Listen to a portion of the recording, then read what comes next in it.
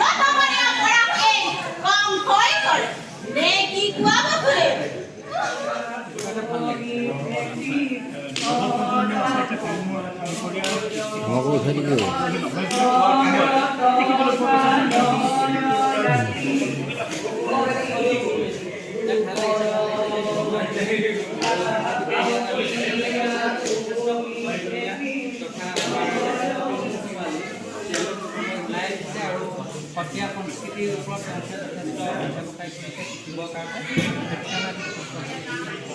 মই মহাৰাসৰ যি আখৰা এই আখৰাস্থলীত উপস্থিত আছোঁ আৰু